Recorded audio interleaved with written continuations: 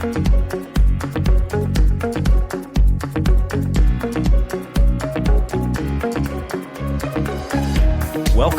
to the Perspectives with Catherine Toon podcast. Well, hello, everybody. Welcome to Perspectives with Catherine Toon. And I have a near and dear friend who came back. Yay, I love that. Matt Pandel. So good to see you, Matt. It is good to be with you as always. This is one of my favorite places to be. We're a different coasts apart here, I think, but it's like walking up into somebody's living room. I love it. I love it. And now you have just come out with an incredible work that is so timely. And I think it seems like it's the culmination of a lot that has been on your heart for a long time. And it's your new book and workbook, Fractured Witness. So congratulations. It's doing great. Thank you very much. It's done better than I anticipated. And we knew there are a few bumps in that, you know.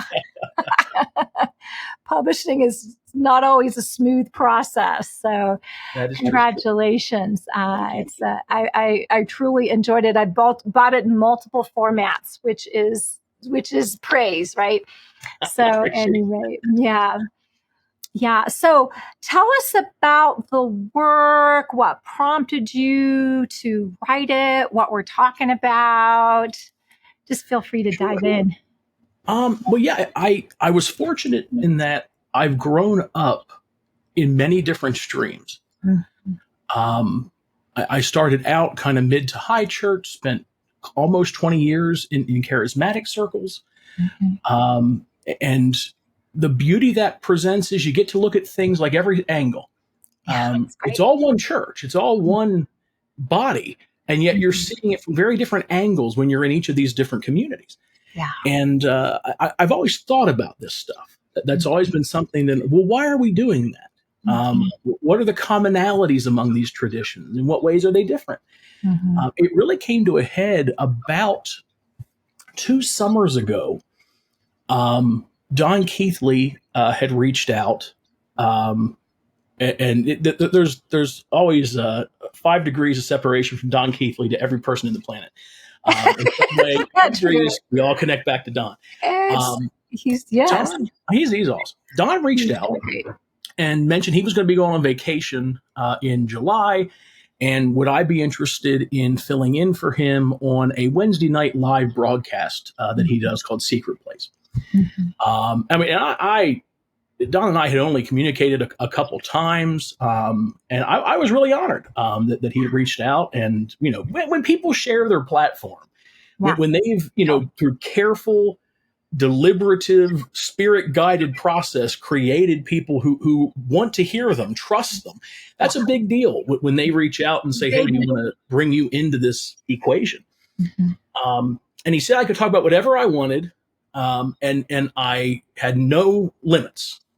So I really got to thinking, at that point, my wife and I had stepped aside from the church we had been part of for just shy of 20 years, about 4 or 5 months earlier. So I was encountering a lot of culture shock, within Grace. There was a lot of what to me seemed unresolved pain. Oh, yeah. That spilled out almost as bitterness, where you were seeing folks arguing with one another in social media land, even when they're engaging like in either virtual encounters like Zoom, or when they're even in person trying to do little conferences and stuff. Mm-hmm. There was so much hurt that had never been addressed that just kept spilling over. And my concern was it was going to be a baby with the bathwater situation. Yeah. Where we're just going to get rid of the church. We're just going to throw the whole thing away. Yeah. Kind of like, I think I mentioned this in the book. It's a little bit like if you have a bad marriage, no one's recommending someone stay in a marriage where you're being abused and harmed. Nobody in their right mind recommends you stay with that. Right. But that doesn't mean that marriage was the problem. Right. The institution, the structure isn't. Or else if someone has a good marriage, that means all marriages are good, right? We can paint with too wide a brush. Right. So that got me really thinking about what can we do to broker community? Mm-hmm. What can we do that gets people willing to at least consider again? That maybe the pendulum has swung too far, right? Maybe we've gone off the other. There's a great Latin phrase that gets used a lot in Anglican circles, but I think other traditions do it too. It's called via media. It means the middle way. Right. Stay in the middle way. Stay in the road. Don't go off into a ditch. Now, we were in one ditch of traditionalist religion and legalism, and a lot of folks just finally get out and jump headfirst into the other ditch of hedonism and misery, and they're disconnected. They have no relationships. They just suffer in silence or vent on social media, which it's not very effective for. Right. And so Don invites me to put together something. And so I look at this idea of dreaming Ekklēsia. What would it be if we eliminated all of our preconceptions, all of the hurts, and just stepped back for a second and said, okay, if we accept that when the church is discussed as an inherent good, which it's hard to walk away from Scripture not coming to that conclusion. Right. What then could it look like? Now, we can't create something out of whole cloth, but if we just step away from the hurt and look at, in keeping with how the Scripture presents it, how the church outlays itself in the first 100 years or two, what could it be? What are the common traits that would be healthy? Right. I had the first draft done of the book manuscript. It helps me to teach something before I write it. For the month of July, I had like 4 sessions with the group there teaching it, and then kind of rehashed it. The book was done within 6 months. Yeah. I really felt a gut check not to proceed. Wow. And I'm glad I waited. I'm glad I waited. There's timing. There is timing. There is timing. The right thing in the wrong season is the wrong thing. Right. And there was, when all was said and done, I probably had to go through 3 revisions until it really hit the note I wanted to. Sarcasm's my second language. It's something I fight, but it can, when you're talking to somebody and they can chuckle, and you can mute it a little bit, but in written form, it can come off like just cold-hearted snark. Right. And that's not the vein I wanted to hit with this. Right. And there were still some hurts. There were things I thought I was over. I thought had not wounded me. And more to the point, as we were reconstructing around a healthier message, a healthier gospel, and I say we, I mean, my wife and I are doing this together, which was a great blessing. At no point were we alone in this. We at least had each other. And I didn't realize the depth of the hurts that she was carrying. Wow. And if you're married, we've been married 22 years. Right. If you're married any length of time, where you really do become one. So what hurts one hurts the other. So even when I thought I was over my stuff, I now am realizing, wait a minute, now that the echo chamber isn't so reverberating in my own mind, what about everything that she's gone through, that where we were, I was in somewhat of a leadership position, and she was at different points, but it really was not her forte. And so I only could see my hurts until it's like the mask on yourself first thing in the plane, right? Put the mask on yourself. And then once that quieted and I could see what she had gone through, often in a desire to not do harm to me professionally. Right. That added a whole new layer of this. And then the final phase in this was really just coming to the conclusion, and I think I addressed this in the preface, that every tradition that formed me loved me as best they knew how. And that legitimacy of forgiveness was the last step that had to happen before I could go on and put the book out as it is today. Right. That it's not just we call things out. We have to call things out, but from a place of acknowledging there are times I was part of the system that wounded people. Yeah. And so if I want the forgiveness and grace, I have to afford that to other people too. Exactly. And so, it was a journey. The book was a major factor in it is part of my healing journey. I do not know that my perception of things would be as it is now had I not gone through the labor, which you can interpret that two ways and both are apply Yes. of getting this to a place where what comes out, I think, is accurate and fair, Yeah. but as kind and generous to everyone as it can be. Yeah. And that's one of the things. The tone is so level and honoring without glossing over real issues, And so it doesn't feel like you're releasing unresolved issues, but you're saying, church, we have an issue and I've struggled with this.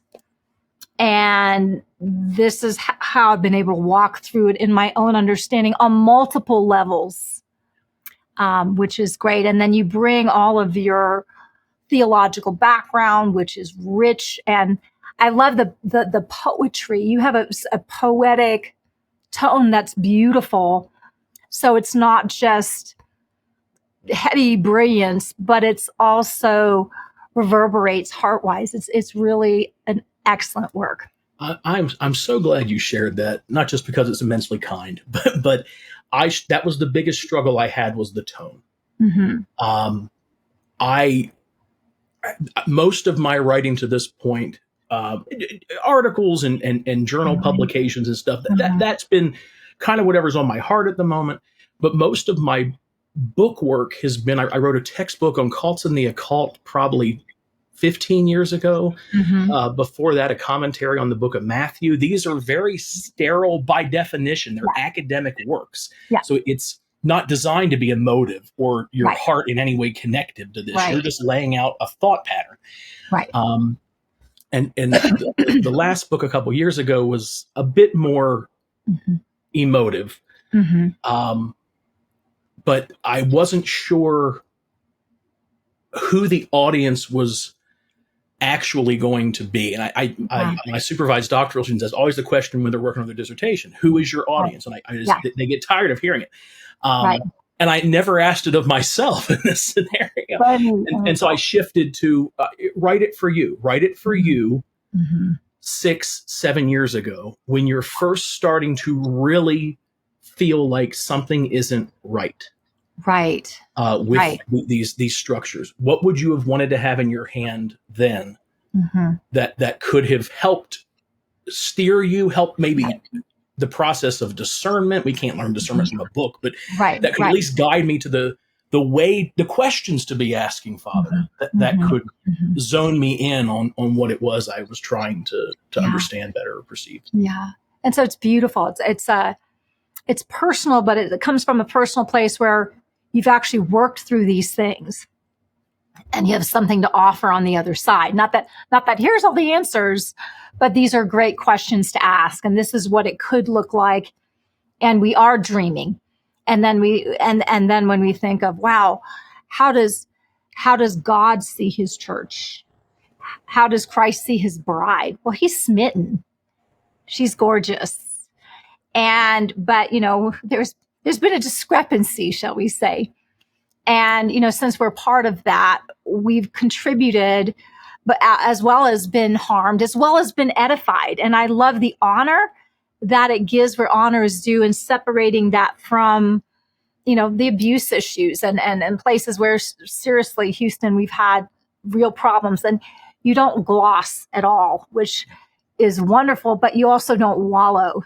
Yep. And I think sometimes we've allowed ourselves to wallow in the hurt and our bitterness and our rightness in it. And God says all of that's a thing, but let's move forward in it, because I've got something beautiful in the redemptive work that I'm doing. Absolutely. And I think we can reach whatever hurts us is what we rebel against. When you reach a point where you identify it, you don't want to stay under it. It's very knee-jerk trauma reaction to that becomes the villain. And it is everything that's wrong in the world, and it's the focus of all of our attention. And your comment there that the church is beautiful. The love that God has for everyone doesn't negate the love that is expressly directed at the church. Wow. This idea that, and definitions, I love words. Yeah. And I think a lot of our miscommunications and our struggles is really just, we're saying the same thing, but we're using words differently from one another, and it's causing barriers. Yeah. Where we are all the family of God. You cannot walk away from Acts 17 and come to any other conclusion than everyone is found familially within the identity of Christ. Yes.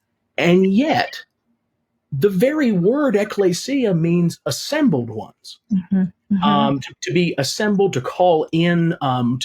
There's a physical element to it where you're like collecting and pulling into purpose.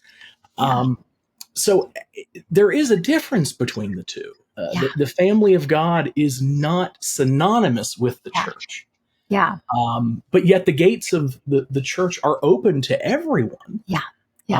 There's not like a special initiation process. I mean, we have practices that kind of stamp after the fact, like baptism and things like that.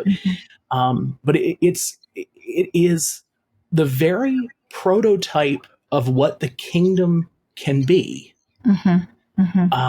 It's the amalgamation of the very prayer of Jesus of heaven and earth having identical, in practice, subjective wills. What the Father's will in heaven is identically duplicated in the earth, and that they collide. The church is supposed to be the mechanism for that to occur. And it drifts a little bit in topic, but that's why this kills me when I see us bicker over irrelevancies in the grand scheme of things. We bicker over politics. We bicker there. If we cannot expect two Christians who disagree adamantly about the president, whoever the president is at any given time, to adamantly disagree with one another, and that be a breaker of relationship, how do we ever expect those without any awakened awareness to identity to behave any differently? We've set an example. This is the kinds of stuff I had a doctoral student do a study looking at statements of faith on churches' websites as an indicator of prioritization. And when they submitted this as a thesis idea, I was like, this is pretty amazing. I want to see what you come up with. What they found was the vast majority of churches, over 70%, what they end up producing on their statement of faith page is really, this is who we're not. We are not in favor of this. We are not in support of this.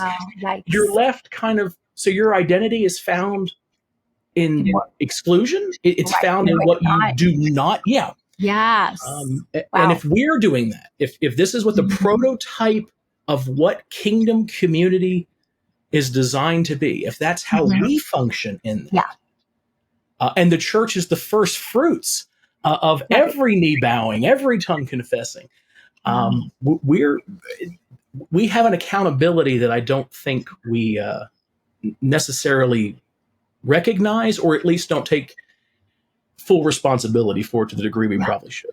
And I think that's really important, because this is not, when you say responsibility for, it's not a burden that's being placed on. It's a standing up in the truth of who we are and acting out of that accordingly. And so as the bride, as the church, we're the ones through whom redemption is happening. That means that we're the ones that have the ability to operate in that. But we have to get over our wounds first and our own petty things. And it's okay to have an opinion on all these things. Andrew Womack used to say, opinions are like noses. Everyone has one and they're full of holes, right?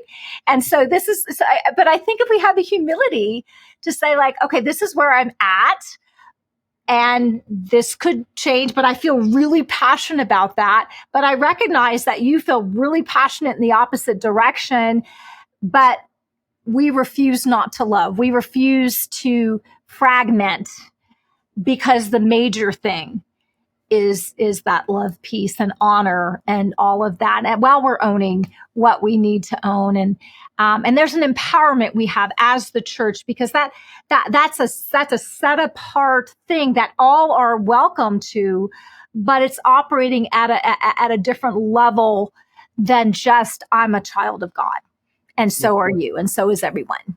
And so there's a maturity that we're being invited to operate in. So I'll stop. Without a doubt. No, without a doubt. It makes me think of just, my dad was a school teacher. Mm-hmm. And like all school teachers, you got to have a side hustle because you can't live on can't raise a family on a teacher's salary. Oh. So Dad had a Christmas tree farm. Oh, okay. And so growing up, every waking moment we had that we weren't, doing schoolwork, or we were doing something with the farm, planting, caring for the trees, shearing them, selling them. When I was really young, I'm the oldest of three. When I was really young, I may have been allowed to hold the measuring stick to make sure the rows stayed even, while the people my dad hired and my older cousins, while they were the ones doing the real grunt work. Mm-hmm. As I got older and understood the importance of the stick has to be straight and you can't move it, you got to pay attention. Yeah. Mm-hmm. Then I was entrusted to do that too. Mm-hmm. As I get older, I start taking over some of the sales stuff. So like when we would be open for those weekends leading up to Christmas, I was kind of making sure I took the money, I kept the accounts with that stuff. And at each phase of maturity, I was entrusted with a different set of responsibilities that I could not have handled had I not understood the lower processes. Right. Those initial phases. Mm-hmm. I was a son the whole time. Exactly. My identity didn't change. My status didn't change. I was fed, clothed.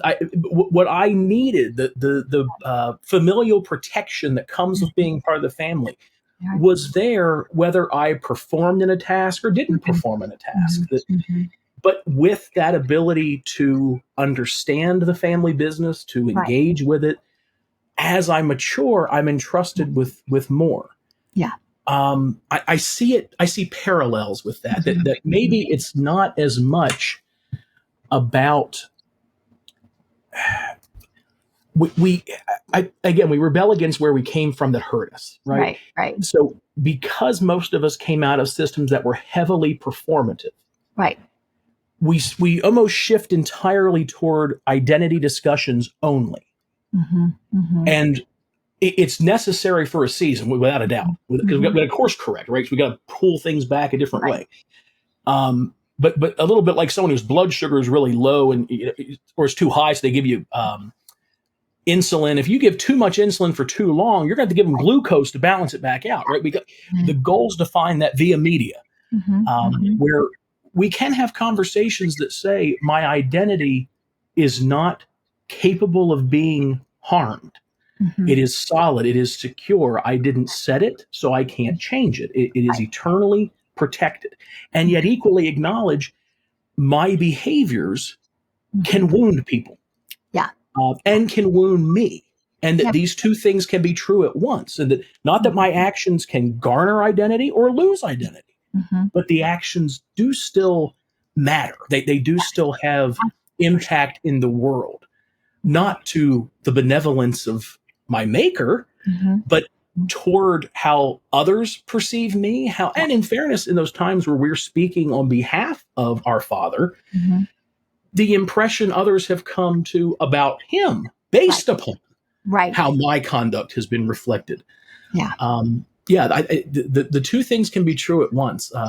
Felicia Murrow has this wonderful book, where all she does is lay out the idea of we've accepted a dichotomy that isn't accurate. We've accepted everything is binary choice.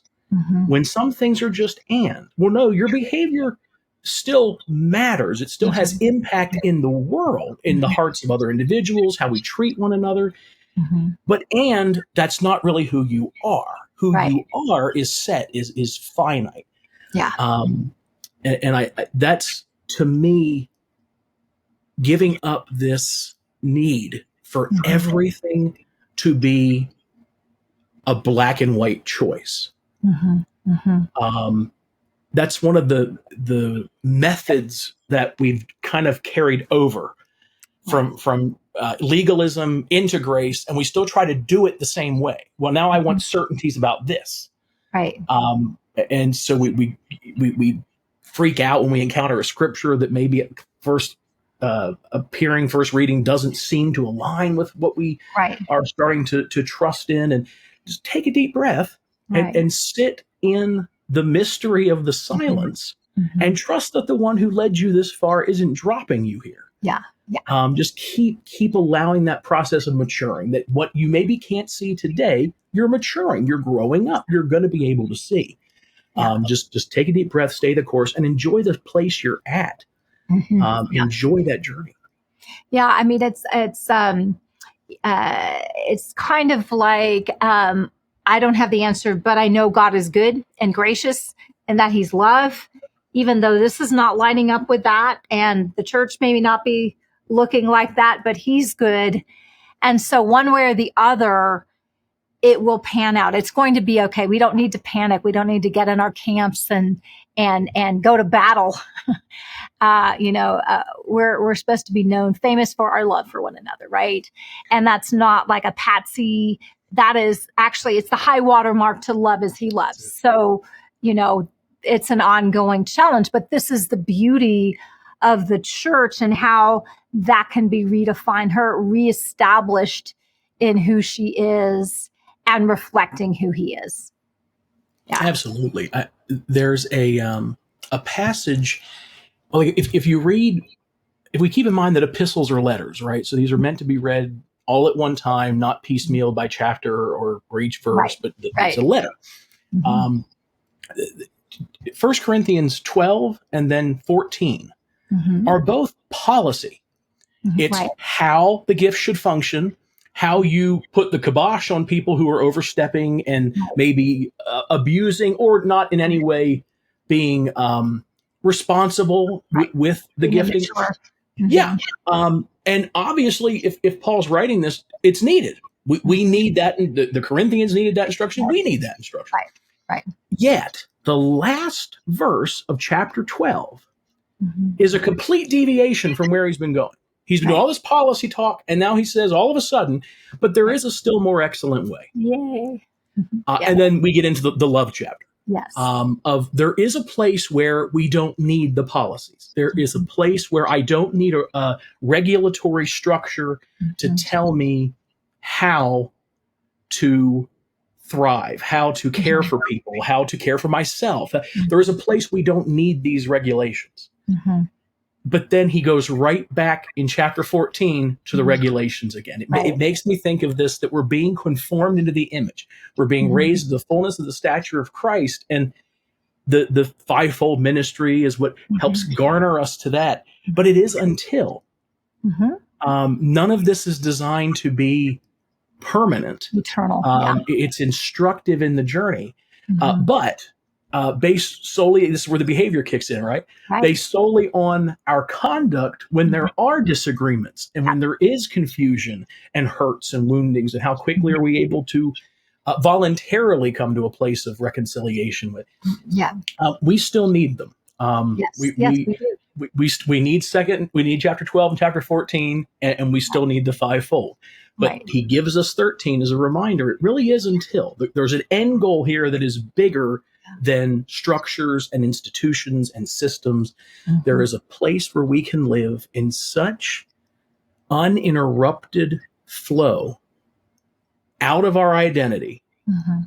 I mean, if God is love, the entirety of 1 Corinthians 13 is an autobiographical discourse of who God is.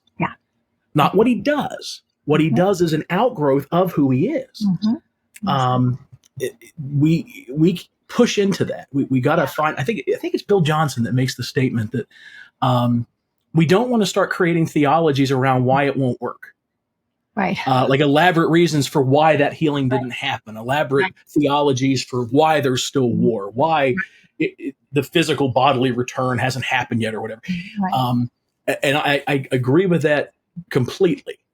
And I think well fits, again, two things being true at once. I think it really fits in well with, let's not stop talking about love being the better way just because right now it seems like we still need those governors and tutors, that we still need the structure undergirding us. Yes. But it doesn't change the fact that love is the end game. Love is the start of this whole thing with the creation, and it's the end game when all of this reaches its zenith of experiential, where the subjective. Where the subjective runs headfirst in the objective, and we can't tell the two apart. It's great.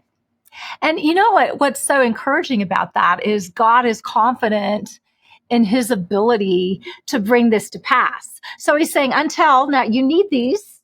I'm meeting you where you're at. Okay, thank God, right? We need to be met where we're at. But you won't always need this. Yep. Because where I'm taking you is the more excellent way. And there will be culmination. This is the masterfulness of God to complete that work in his church, in his bride.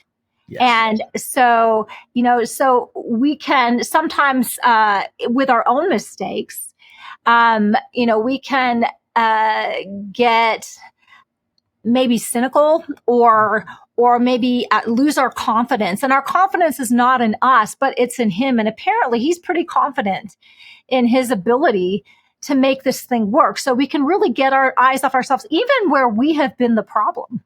Yep. Right? And where we've had problems. And we've all been both. Let's just put it where it's at. But God's mastery in bringing that about. And so we can sort of get our eyes off ourselves in the process while we're looking to him to bring it about in us, through us, and then as a corporate body.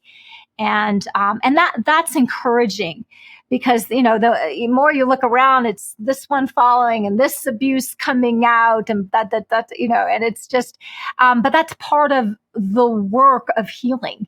And Absolutely. So if we can keep our confidence in him in the midst of the perplexity, our own perplexity, the perplexity of others, how we've fallen short, how the church has fallen short, because God is utterly in love with his church. He's utterly in love with his bride and confident in her in the process while we're bridging, 1 Corinthians 12 and 14, we're bridging the 13 love culmination. Yeah. So absolutely. That's encouraging. It is. It is that when Scripture speaks of the gifts of God being without repentance, we've interpreted that through this same wrong lens of repentance being like to seek forgiveness, to go back on. It's just old metanoia. He does this, and he's not changing his mind. What he institutes, he institutes. Right. There was no takebacks. There was no desire of this isn't sufficient. This isn't going to work. Maybe we need a new thing. No, he did it. It was intentional. And so the Godhead sits in the midst of everything that they've always ever intended us to be. It's the Athanasius quote. What was God then being good to do? When we find ourselves in darkness, and he didn't create us for darkness, his faithfulness to his own name will not allow us to stay there. And that's those. Again, I'm comfortable with the unknown and the areas of disagreement. I don't know that you can survive in academics for any length of time unless you have some comfortability with that. Exactly. Or you'll have no friends. You got two choices. Or you won't have friends, or you're kind of in your own little ivory tower thinking you know it all, which is very dangerous. It's very easy to fall from an ivory tower. Yes. It's windy up there. But what if we just looked at some of these situations and even if, whether we're talking those who prefer the term universal, I'm not a fan of it. I think it's misunderstood. Whether we want to use inclusionary, whether we want to use an optimistic gospel, I think it's Jersak uses a beautiful gospel as his way to articulate it. Whatever we want to call this thing, if the end result is that every knee bows and every tongue confesses, and yet one can believe that still damns one, that still produces separation, produces punishment, punition more broadly, hellfire, all the imagery that kicks out. We have to reevaluate what God's purpose in creating us was, because we sure sound like pawns on a chessboard in a scenario where even when one awakens, the attitude is too late. That this is you've lost your chance. That is horrific. To me. Yeah, I agree. And I think I think I say this in the book too. I refuse to believe anything of God that if this were done by a natural father would warrant a CPS report. Hello.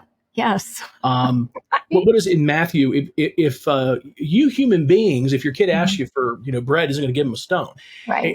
If I think the literal is something along the lines of if you being evil, if you being human, if you being mortal and fallible and capable of error and wound up in your own traumas, if you even know that's not what you do when your child needs something. Right. How in the world do you not believe that your father, capital F, am willing to step into this situation? Exactly. We have, I think it's George MacDonald, and then I'll stop rambling and go back to you. I think it's George MacDonald that makes the statement that many souls will one day be astounded at the lies they've believed about God. Yes. Yes.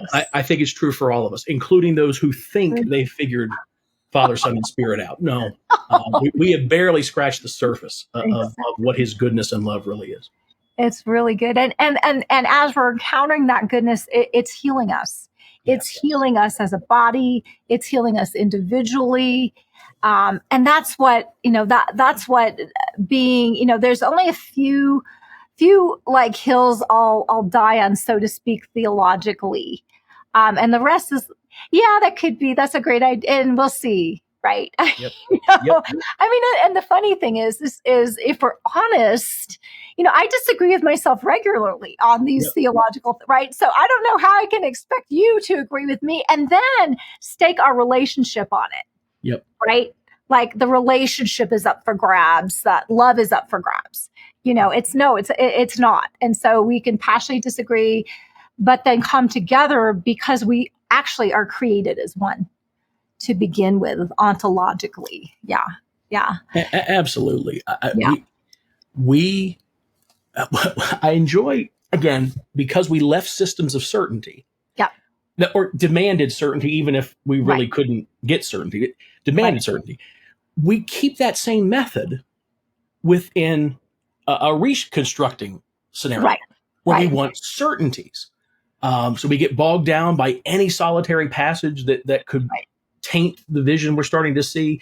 But we go after this even in the way our relationships get conducted, where it becomes what exactly happens when a person leaves their body? Right. I don't know. I can quote you some scriptures where they vaguely talk about it. Right. But Paul and Barnabas get into such a dispute over whether or not to give, Mark, John Mark, another chance, that they part ways. And according to this, we have no text they ever really talk again. We have no idea what if they ever reconcile or not. So on this Paul was loved the more excellent way. I'm just kidding. But seriously, there's this huge division over some. I mean, when you consider that by the later epistles, Paul references Mark being with him and what a great help he is in this time of trial. If they disagree, Paul calls Peter like a straw blowing in the wind. When the Judaizers are here, you won't eat this certain meat and you won't dance. You act all stoic. And the second they leave, you're back to how you were before they showed up.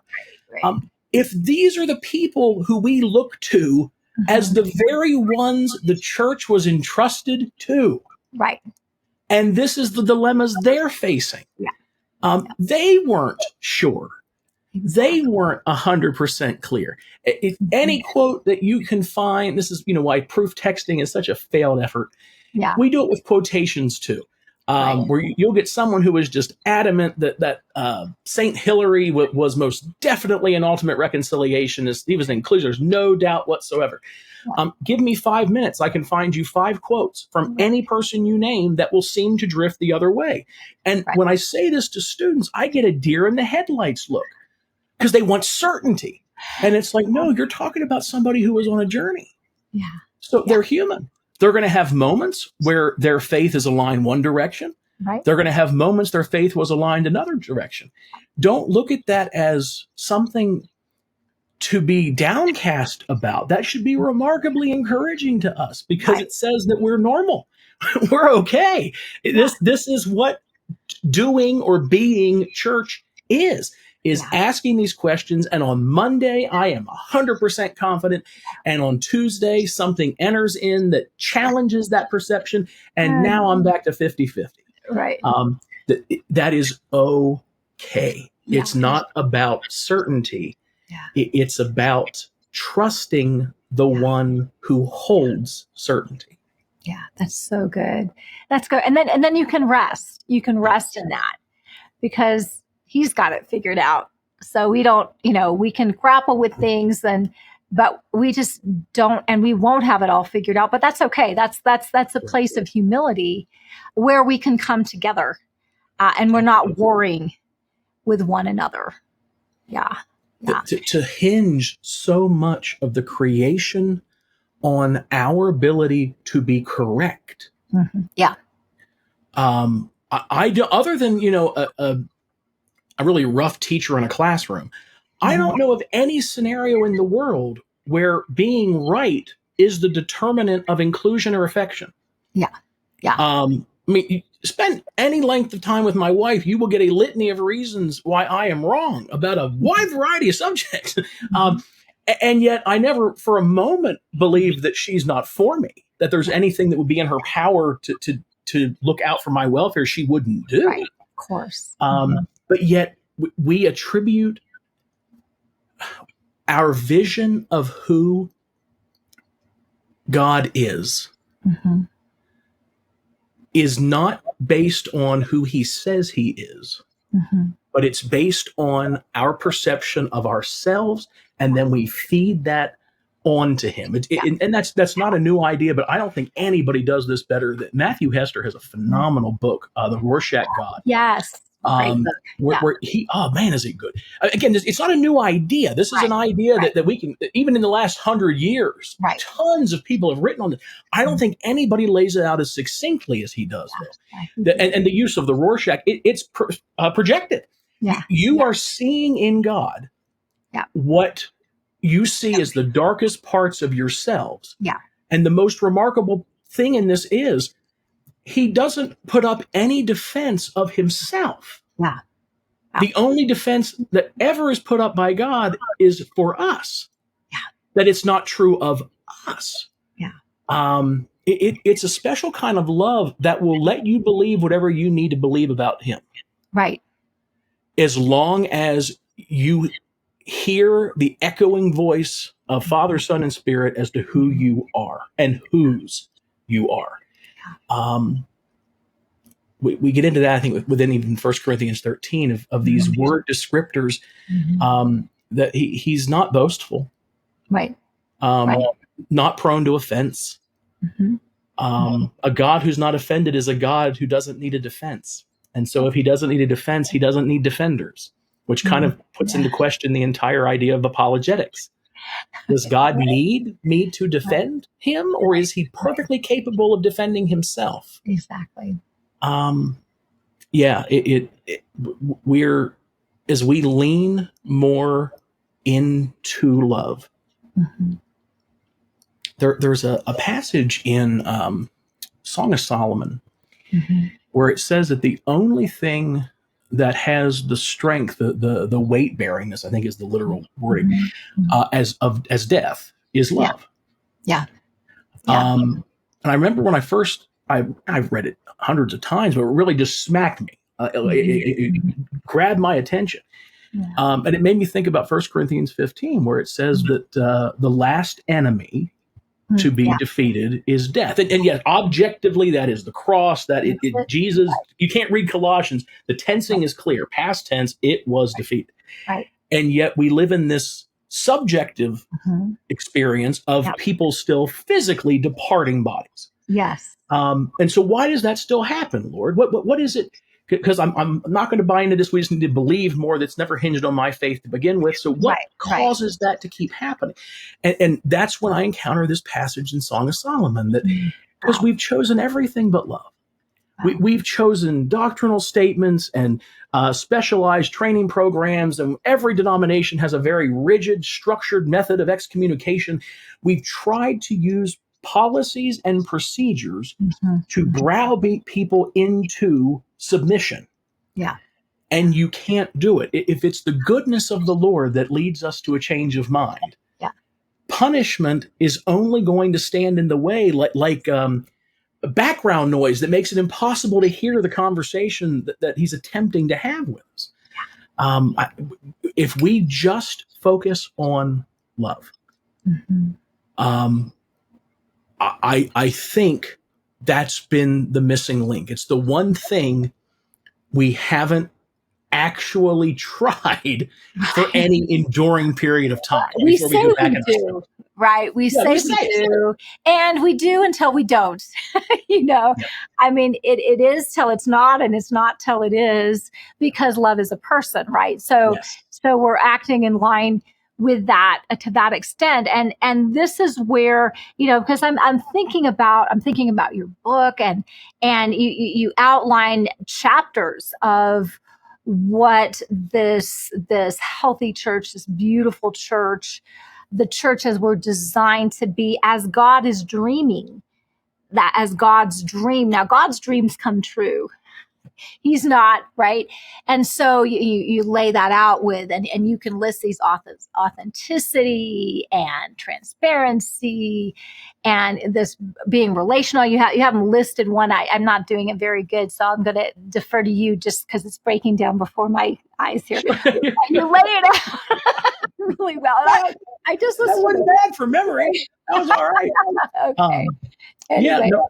We get into basically 6, arguably 7 characteristics of what is a healthy faith community. And I purposely tried to create these, and this is one of the major things that shifted during my own healing journey.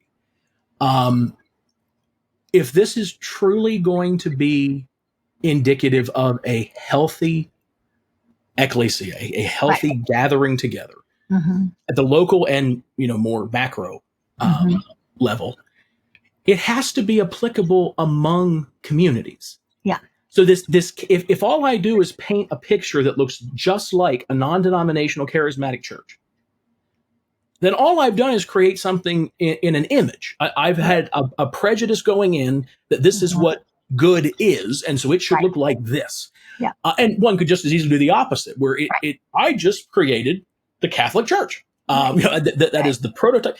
So that was the real litmus for me as I came up with these was, can I apply these? Could I see how these could be applied in each of these communities? We're respecting, for example, that in Roman Catholicism, there are certain things only the priest can do, relevant to like the blessing of the sacraments before the communion, before the Eucharist. That's a doctrinal position that Protestants have. Even within Protestantism, there's different views. But can they have healthy community while still holding to that? Yeah, there's lots of ways that we can have a relational community, even if the priest is still the one that has to do that part of this.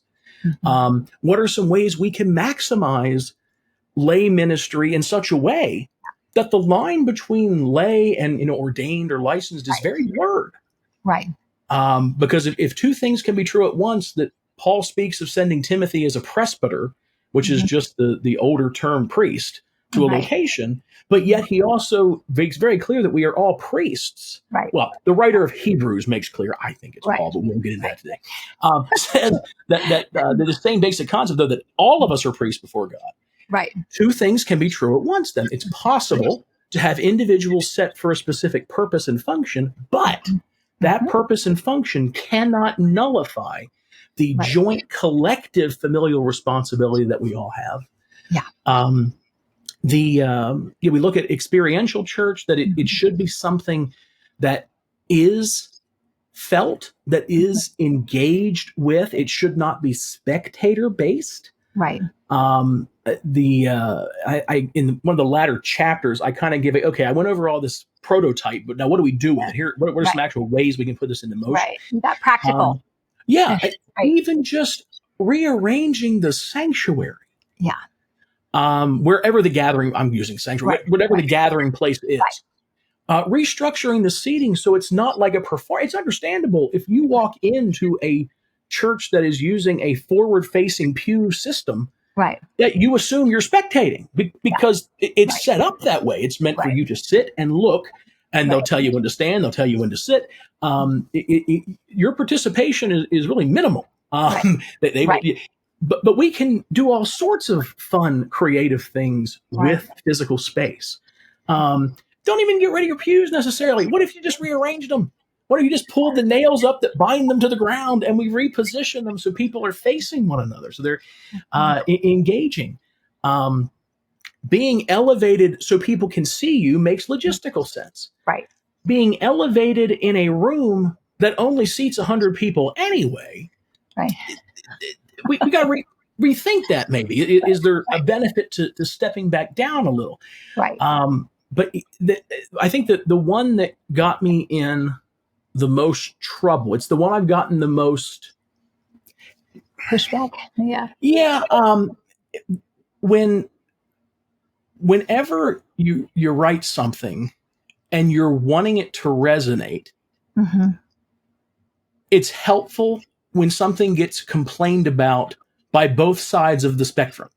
Because then you kind of know, I think I probably hit this mark right. Yes. Because I've upset my friends on the hard right. I've upset my friends on the hard left. So I think I've hit this well. There's a section where I termed it intersectionality. Yeah. Which is like the socio-political term for it. Hi, Paul. Hi. Am I early?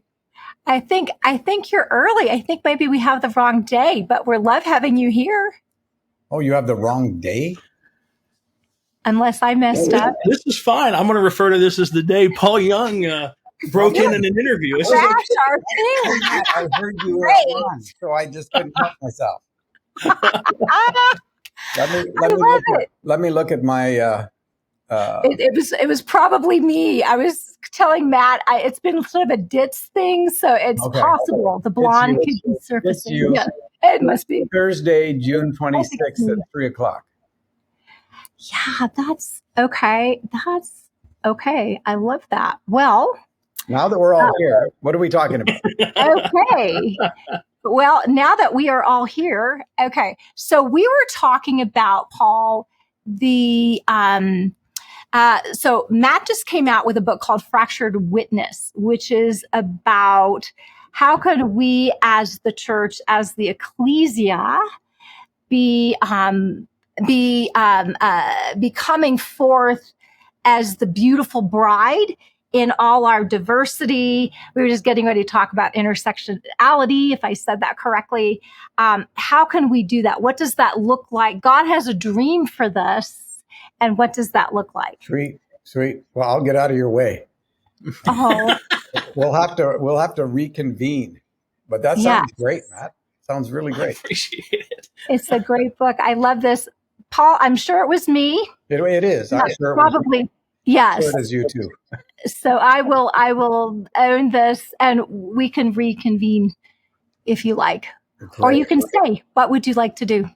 Well, no, this is Matt's time. So I don't want to take any of that. It's a precious time. You are always welcome, my brother, but I also understand if you got stuff to do. You've hit the big time when Paul crashes the thing. It's just fabulous. Well, and what we were talking about, though, I was sharing, Paul, that whenever I write something and it seems to cause me to get hate mail from the left and the right, woohoo! That was my reaction. Yeah. That was my reaction. I've done something right here. What kind of hate mail are you getting? I had brethren on the right not thrilled that I used the word intersectionality because in their mind it carries a certain stigma. Yeah. On the left, they felt that I wasn't hitting it hard enough, and that I should have basically conformed it into there's a very clear line of right and wrong in every scenario, every encounter, rather than what I tried to do was when we disagree, what do we do?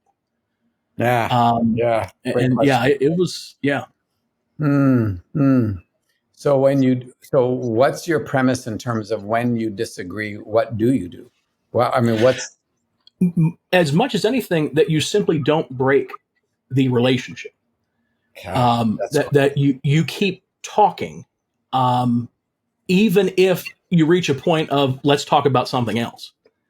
But that you keep talking, that the only solution that we don't want to implement, because it doesn't solve anything, is just to divide up into camps and decide, well, this is my people, those are not my people, when we're one family. Yeah. And so all it does is when you stop talking, right, you never get anywhere. So love is not there to serve witness. Witness is there to serve love. Yes. Yeah. Yes. Amen. Yeah. That's awesome. Yeah, and I can understand that. When people use the word intersectionality and the ones on the right are peeved about that, is it because of the connotation of inclusion? Is that what the issue is? That's what I suspected.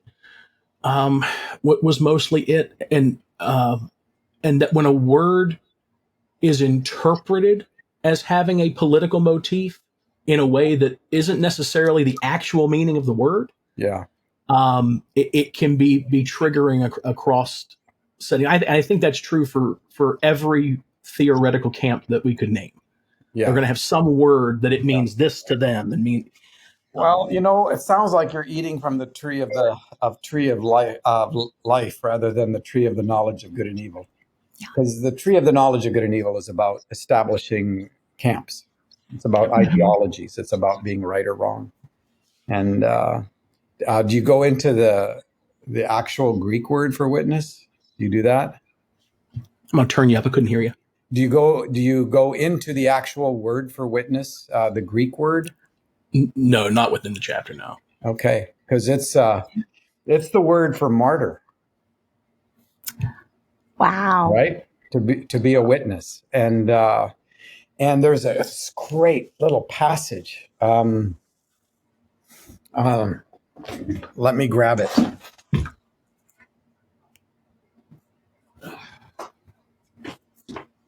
As I get older, I have a cheat book.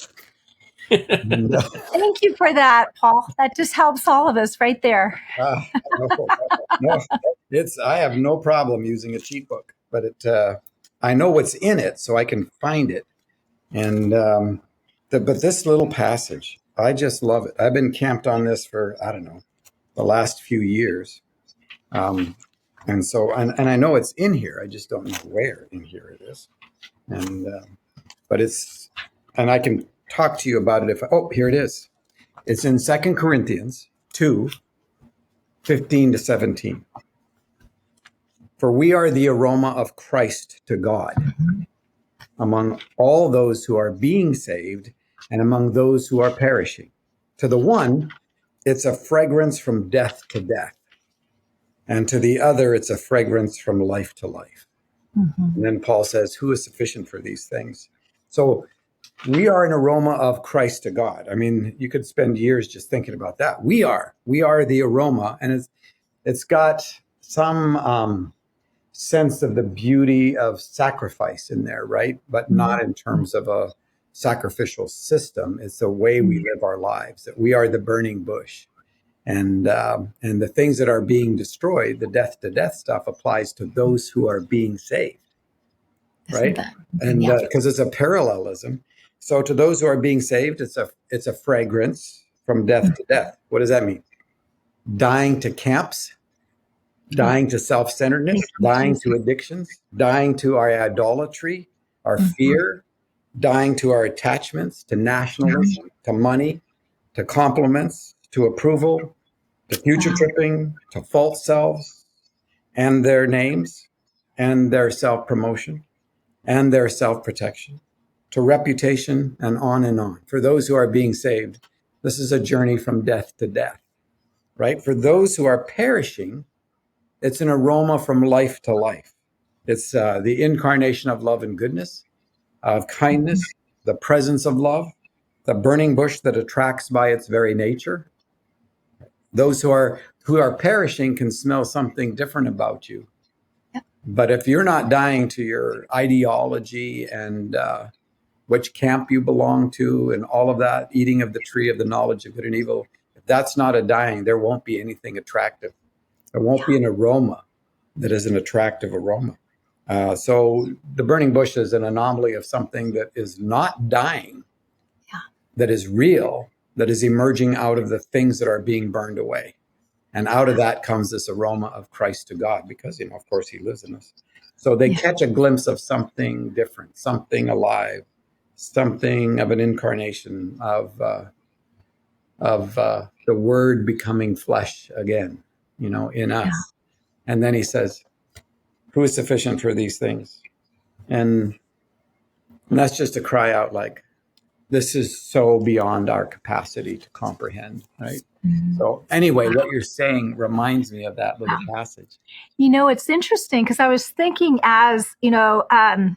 when we're not dying to that, when we're not dying to our camps and our egos and our performance and our need to look good and blah, blah, blah, blah, all the things to that ego thing, what we attract, it's like our own crap, our own refuse attracts flies, right? It's not attracting a world, right, to something that's beautiful and sensing something from the inside out that pulls it up higher.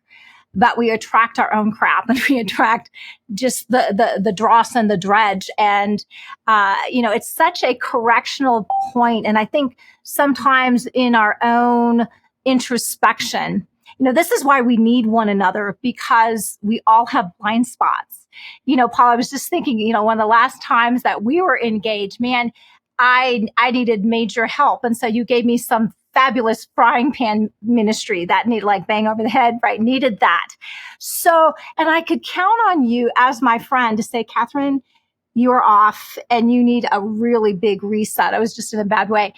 And as my friend, you're able to come alongside my blind spot and just point this out because you love me, because you care about me.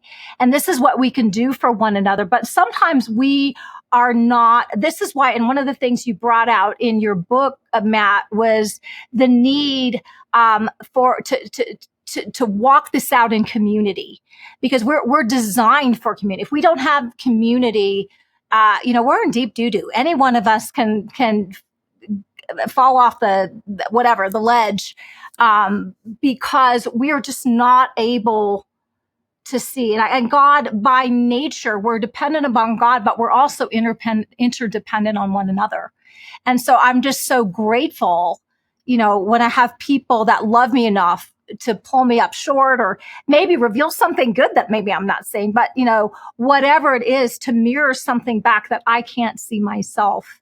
Because we are in need, and our own sicknesses and toxicities and things, to be loved in the midst of that, which is so good. While we're being called to come up higher, reflected as something that the truth of who we are, the truth of who God is, the truth of who we are, and being pulled up in that. And that is such a life-giving thing in community. And I know the people that really run into problems as we're talking about the people that are kind of so damaged by the church, or maybe turned away from the body. And there are times when we need that. There are times when we need to pull apart, but eventually the life-giving flow of what we need to be together and walking this out in our imperfections, it is so needed. And so that's why, I love the things that you outlined, just even as ideas to bring us back together as the church, but what it doesn't have to look like.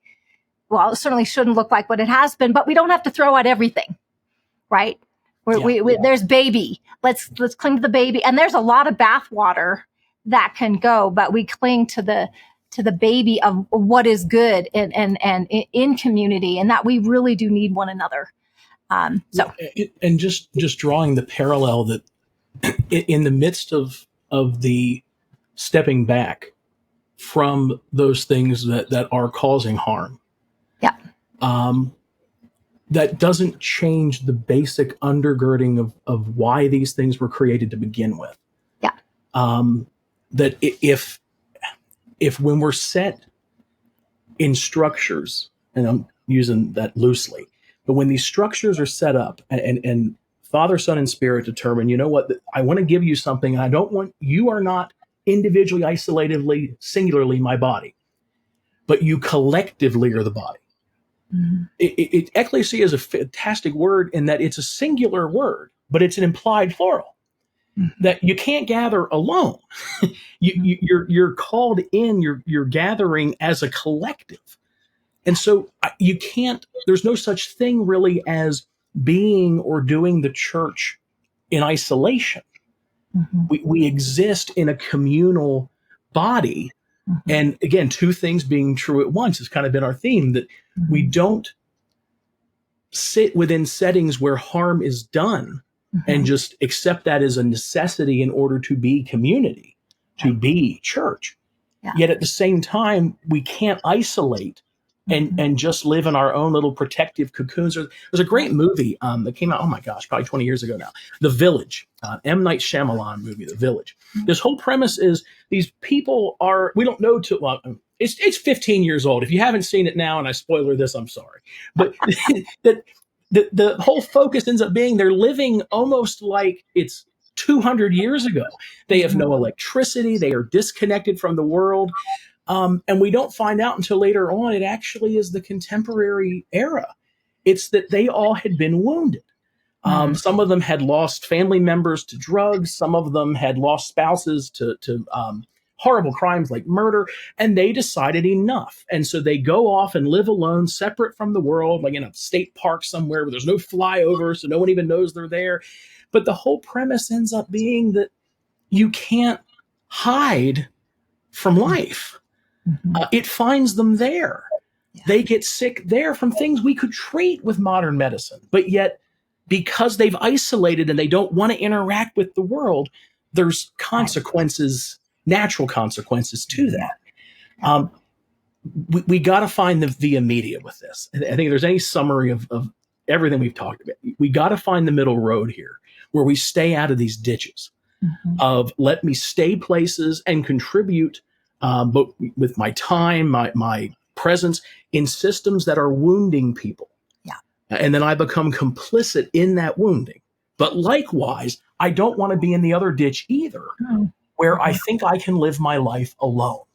That it can just be me and Holy Spirit, and I don't need anything else or anyone else, and yet still call that being, embodying the church. We got to find that middle place. Yeah, that's so good. Well said. So good. Wow. Yeah. Wow.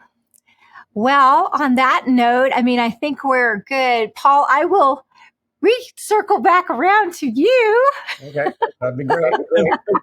And be sure and let me know what it is. I'm going to show up. That's right.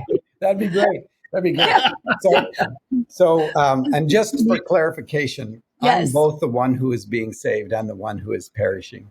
Yes. Because the things that I'm attracted to are the aroma of life, the things that are beautiful. And then when I am in the process of being saved, working out what Jesus has absolutely accomplished, there's a lot of dying that has to happen. But it's the aroma of Jesus, to God. And it makes me think that I know we're wrapping up here, Catherine. The prayer of St. Francis, where that last line, that it is in dying we are born into eternal life, that maybe this isn't talking about some grand cataclysmic end of the ages thing, but moment by moment, in the midst of those things that are not our identity, that are not true, that are fabrications, traumas, delusions, as those get burned away, it's life the phoenix, right? It's life that comes out of the ashes of all that. I love it. And it's martyrios, which is witness. So it's the one whose life is an aroma because they are being a witness. They are being a witness. They're not just doing witnessing or apologetics or those kinds of things. And they are witnessing to the actual life. And remember, Matt, it's those who are in between the camps. It's the peacemakers who are called the children of God. They're the ones who express the very character and the nature of God, are the peacemakers. So good on you. So good. So good. Well, Matt, it has been a joy. Paul, it has been a surprise and a joy. What a bonus. Right, me too. No, it's a grace that Matt would be here. That's awesome. I know, right? Wonderful. Anyway, thank you both for showing up and and sharing. And Fractured Witness on Amazon.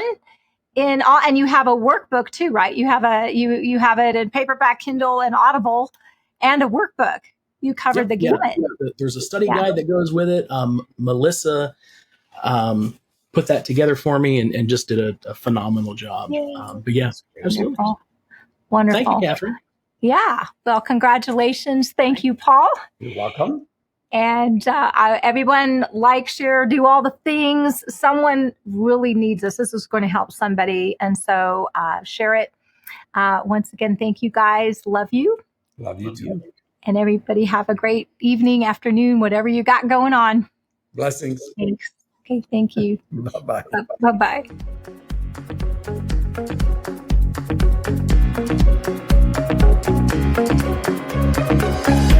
Thanks for joining us on this episode of Perspectives with Catherine Toon.